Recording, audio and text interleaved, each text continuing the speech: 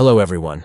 Today, I'm excited to share a quick and easy guide on how to enable message reminders notifications on Instagram using your PC, thanks to the latest update.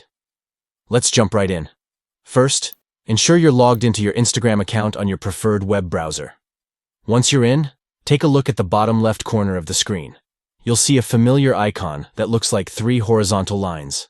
Go ahead and click on that More icon.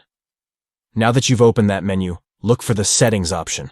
Click on it, and this will take you to a new page where you can customize various aspects of your account.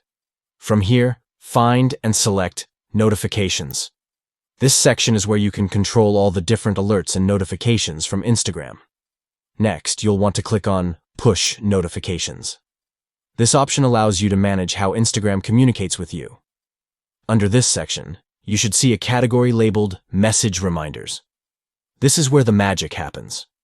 To stay updated on your messages, simply toggle the Message Reminders option to On.